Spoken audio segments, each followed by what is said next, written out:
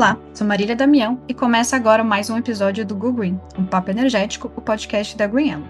Quinzenalmente, traremos para você um bate-papo sobre energia e suas várias ramificações, energia limpa, renovável, sustentável e as inovações na área energética.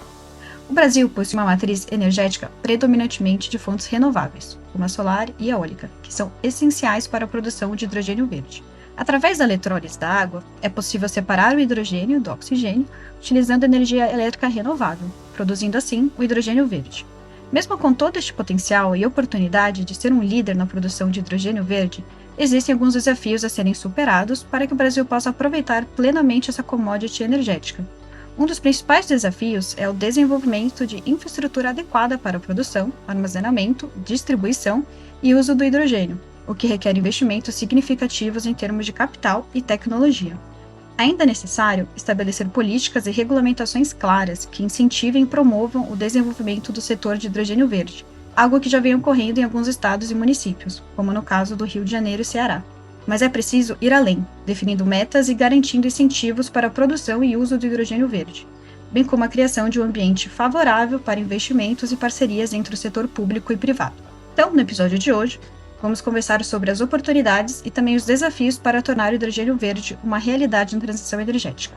Então, para falar desse tema, convidamos Débora Yanassi, sócia do Towel Checker Meyer Brown. Bem-vinda, Débora.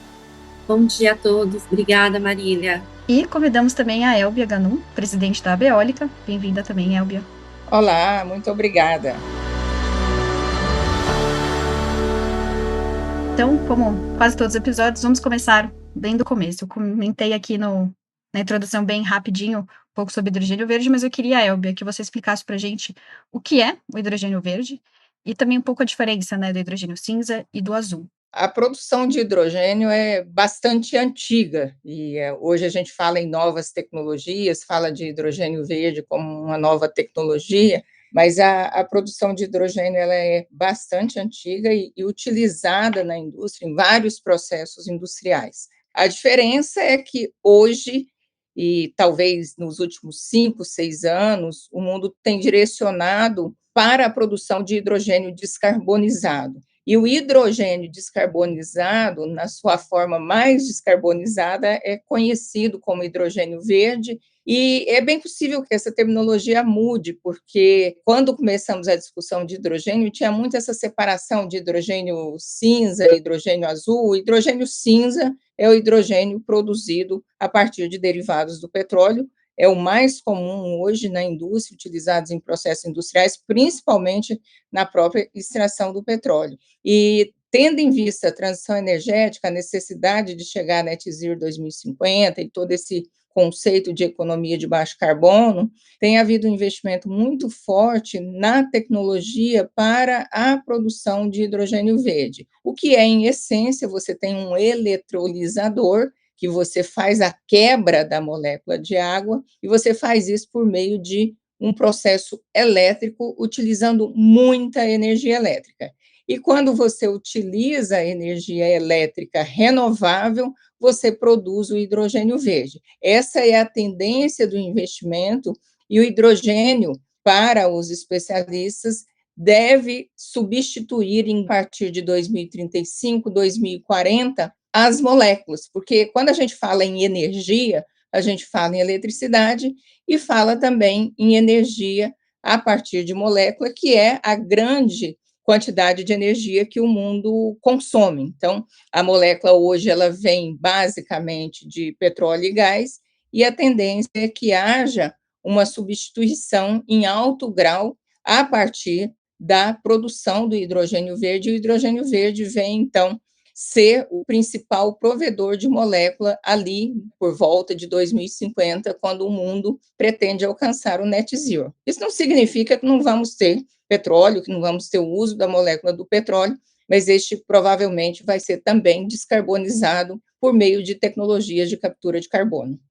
Só complementando a fala da Elbia, e sim, a gente acha que tem esse potencial aqui do gás natural no Brasil, com a abertura do mercado de gás, tanto o gás onshore como o offshore, o gás associado do pré-sal e o GNL, mas, de fato, todo o foco aí do mercado tem sido o nosso potencial de produção do hidrogênio verde.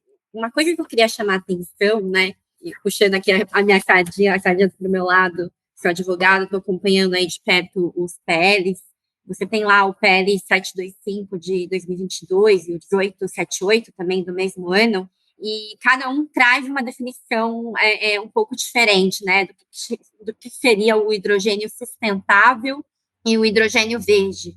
O PL 725 fala de um hidrogênio produzido a partir de fonte solar, eólica, biomassa, biogás hidráulica, ao passo que o 1878 traz aí a questão da produção do hidrogênio verde a partir da eletrólise da água, com baixa emissão de dióxido de carbono, né, no processo produtivo.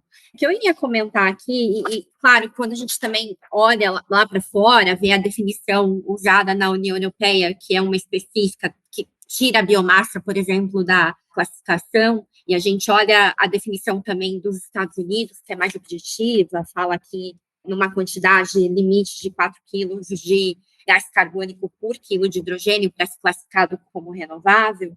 Eu acho que a gente tem que olhar muito realmente o mercado brasileiro, né, o arcabouço brasileiro, e tentar deixar uma definição na lei o mais ampla possível, né? Claro, sem descaracterizar, né, o que é o renovável, que é todo o intuito aqui da gente incentivar esse produto, mas, de novo, olhando para a potencialidade do Brasil, né? É interessante, acho que vocês comentaram da questão do potencial que também existe no Brasil, né? Então, a gente tem uma matriz super renovável, a gente tem um país muito grande, e vem se falado muito, né? Principalmente nesse semestre, eu vi bastante notícia relacionada ao potencial do Brasil ser o protagonista na questão do hidrogênio verde no mundo. E aí, Elbia, eu queria que você comentasse um pouco como que você tem visto isso dentro aí do mercado energético, como que estão sendo feitos os investimentos para que realmente isso se torne uma coisa um pouco mais escalável, que saia um pouco do P&D? Bom, primeiro tem uma tecnologia que precisa vencer alguns desafios.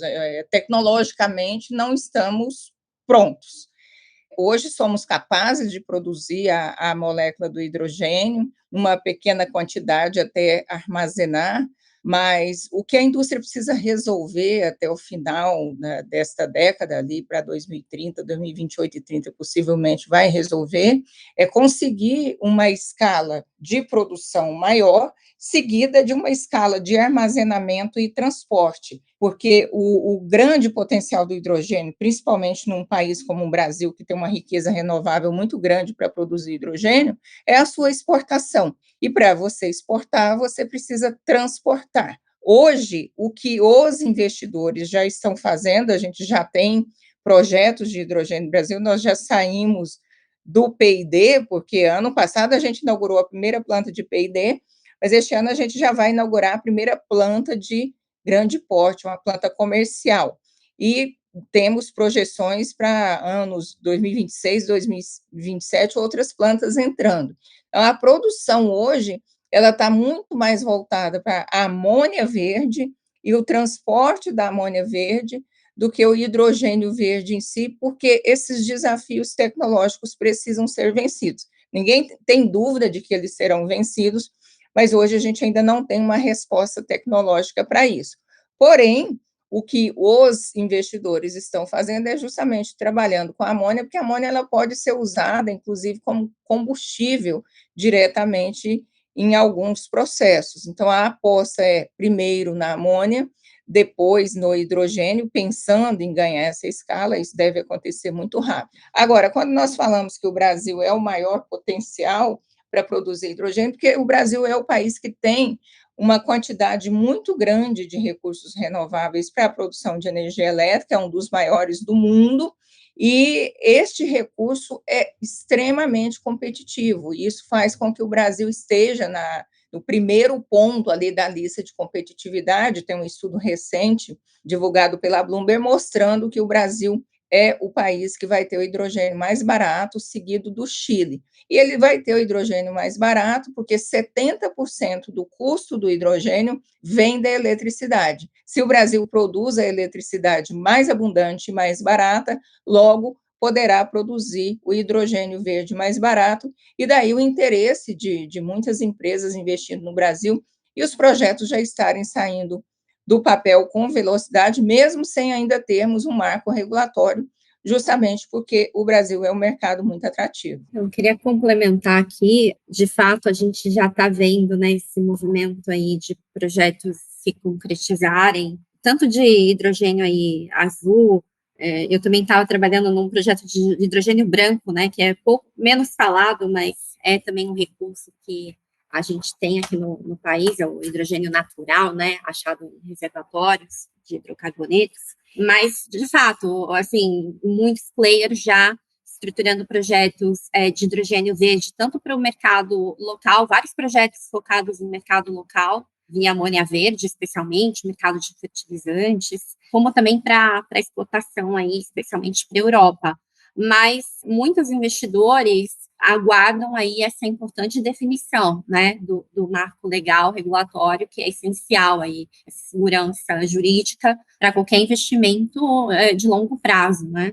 Atrapalhando no sentido de tornar um pouco mais lenta algumas decisões, né, que poderiam aí ser aceleradas se a gente tivesse uma definição mais clara sobre a competência regulatória e sobre a cadeia, sobre quais tipos aí de autorizações serão ou não necessárias ao longo da cadeia do hidrogênio. E os PLs têm tratado, né, disso, mas realmente precisa ainda de um trabalho de uniformização e aprimoramento e aceleração, né, do trâmite desses projetos, de forma que já fique, tem pontos já consenso, né, no mercado, como, por exemplo, a atribuição de competência ANP para regular a cadeia do hidrogênio, claro que respeitadas as competências das demais agências reguladoras, mas a ANP, de fato, seguindo até uma tendência no mundo, né, em outros países,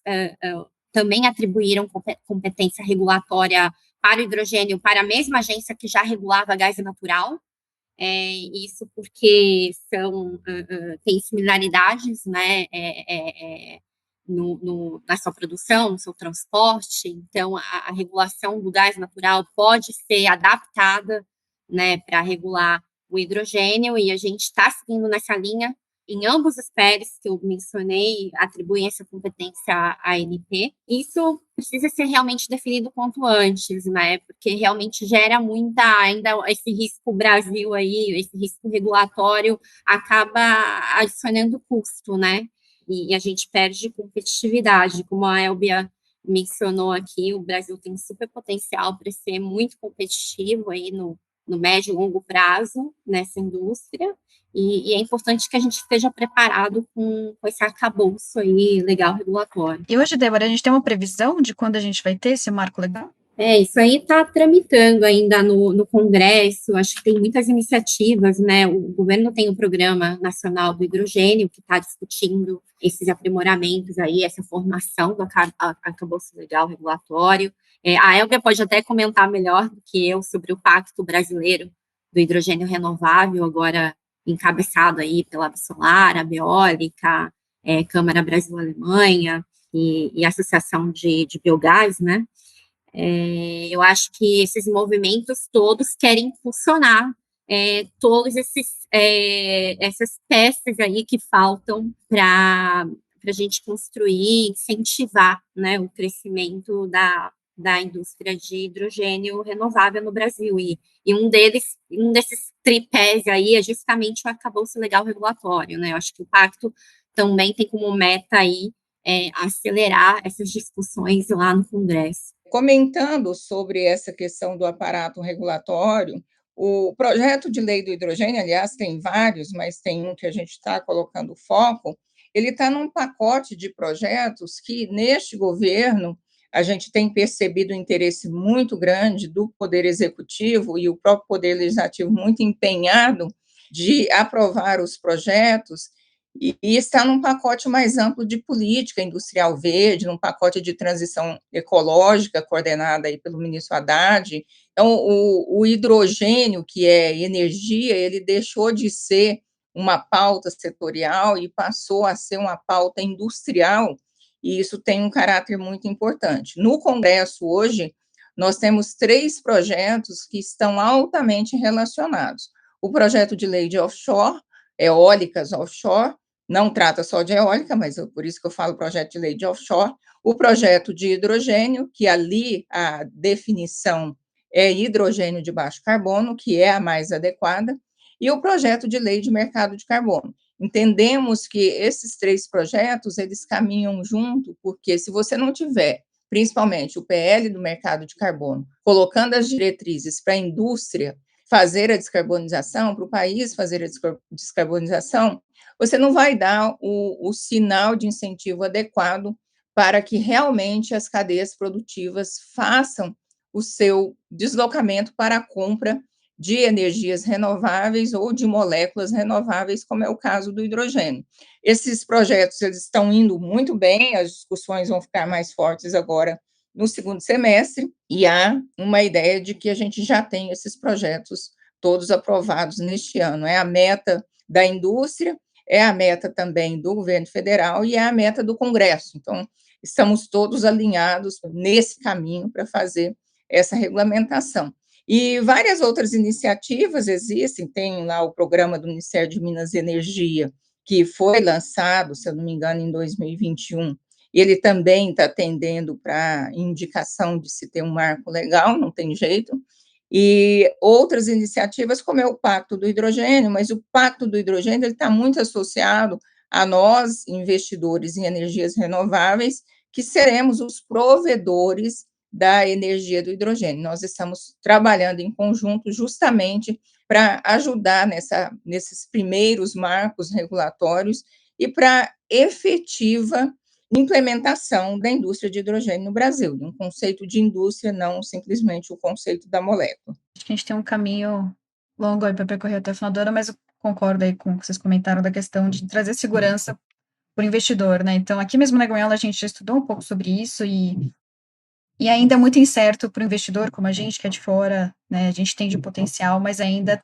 traz muita incerteza para a gente tomar qualquer, enfim, decisão, dado que também, né, os investimentos ainda são altos, obviamente, porque também é uma tecnologia muito recente.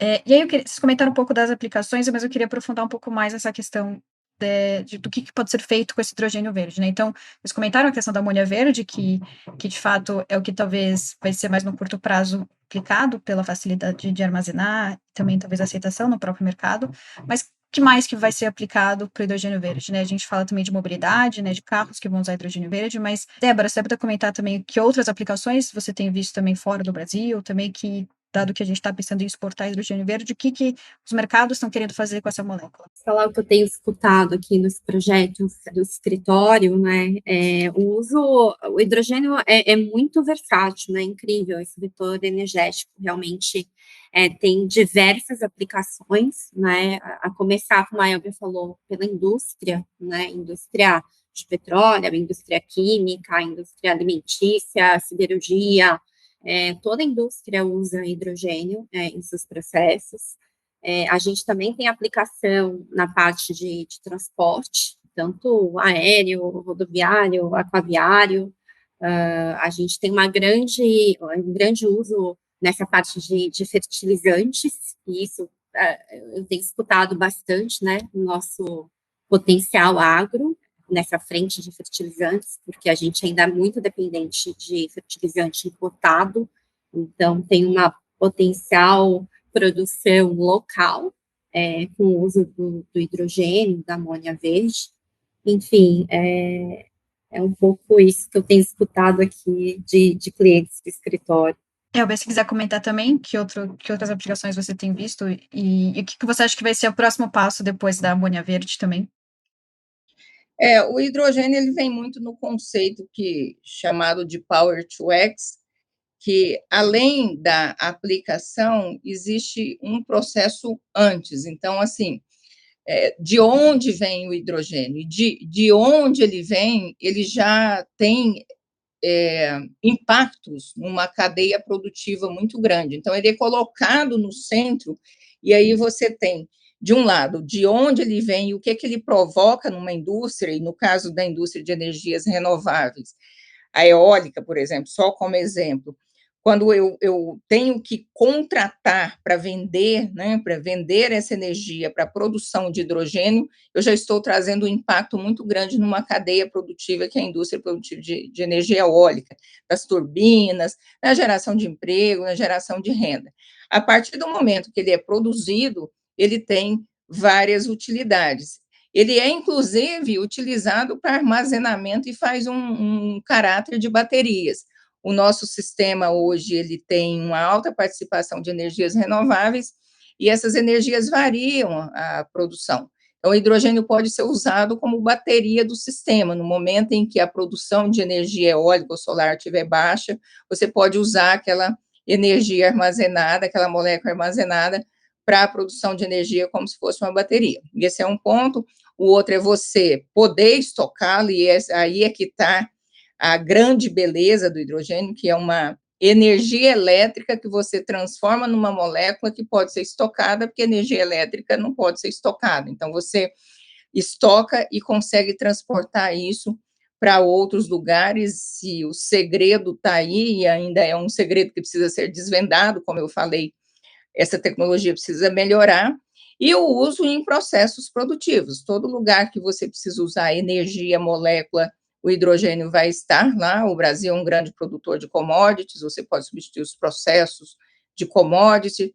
No caso da amônia, você vai utilizar para produzir fertilizantes verdes, e você pode utilizá-lo também como eletricidade. E outro ponto importante é que, quando a gente olha nesse conceito de descarbonização, toda a indústria vai buscar essa descarbonização, seja pela regulamentação, como eu falei, do mercado de carbono, seja pela própria regulamentação internacional, porque os países não vão comprar produtos carbonizados, e a indústria vai ter que realmente buscar os mecanismos de descarbonização, e o hidrogênio é uma grande resposta para isso, sem falar da questão de mobilidade, de carros, de ônibus, que vão também ser produzidos com o hidrogênio como molécula.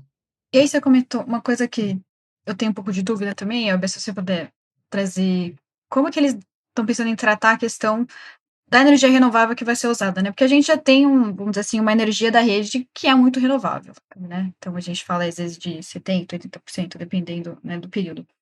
Mas como que eles estão pensando? Ah, só vai considerar o hidrogênio verde se você tiver realmente uma geração próxima ali ao eletrolisador que seja renovável? Ou eles vão aceitar, talvez, usar a energia da rede, mas com certificado com a REC, por exemplo, para comprovar? Isso já foi definido? Ou isso está previsto, talvez, no marco? Como é que eles estão discutindo isso também? Não, ainda não está definido, mas essa discussão de regulamentação e de certificação, ela está acontecendo no mundo todo.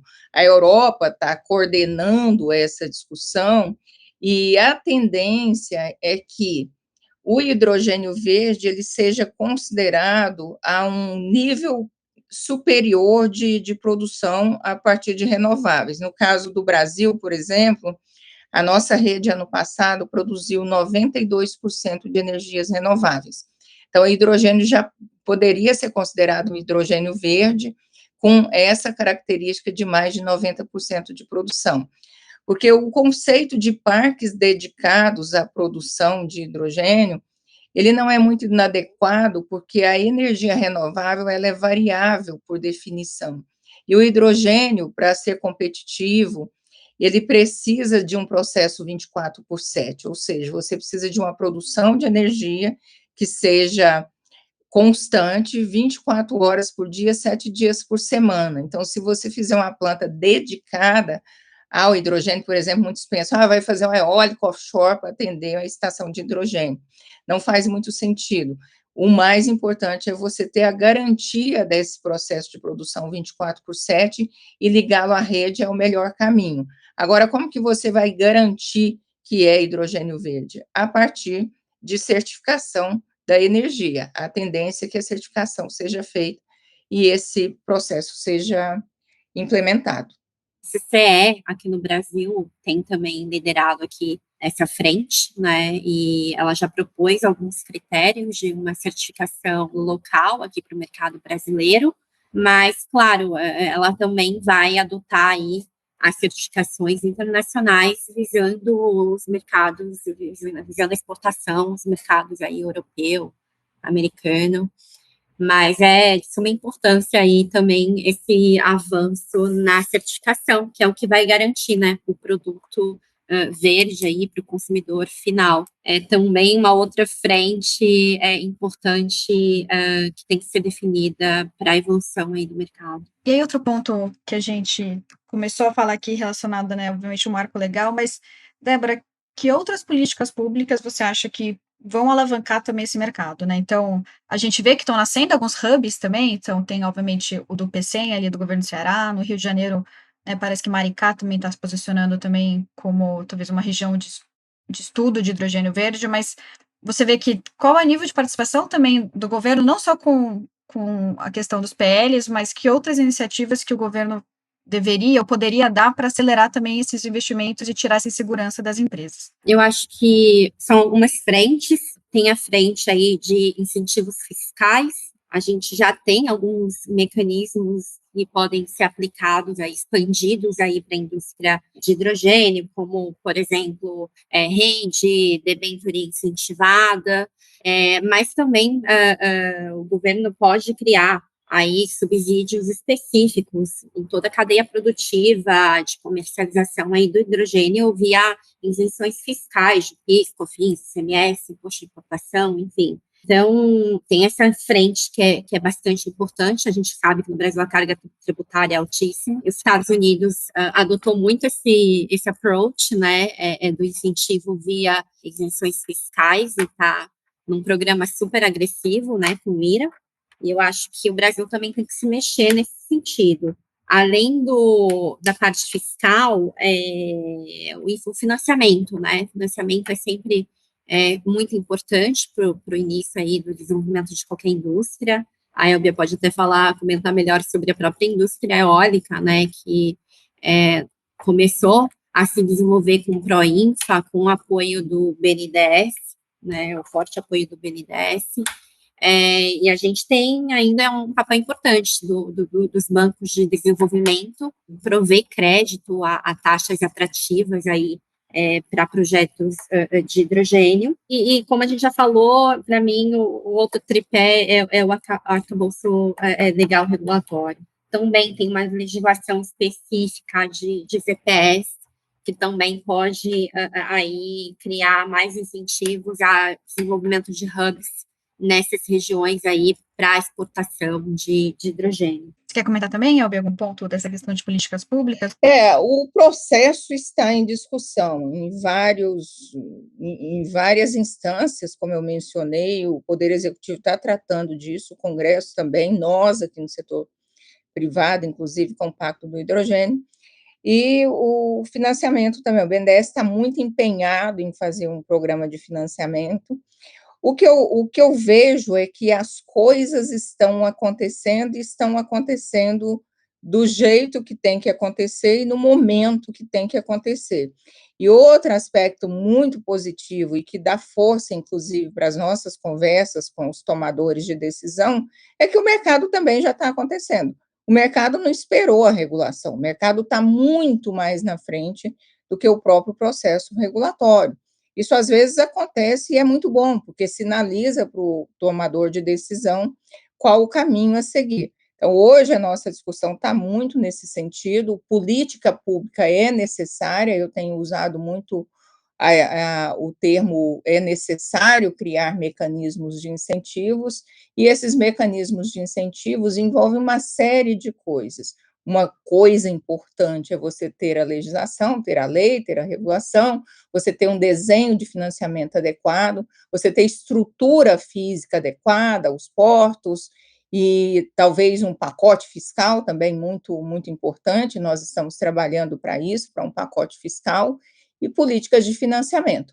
Todas essas questões, elas estão sendo tratadas nas suas instâncias e estão caminhando muito bem. Nós não encontramos até agora nenhum impeditivo do tema. Todo lugar que o tema é levado, ele é aceito com muita abertura e há um desejo muito grande de se fazer.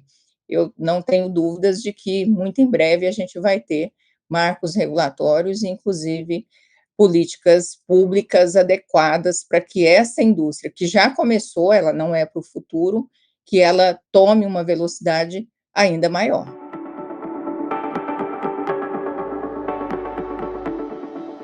Bom, felizmente a gente está chegando no final do nosso bate-papo. Acho que é um assunto muito completo, denso, com muitas coisas. Acho que dá até fazer uma parte 2.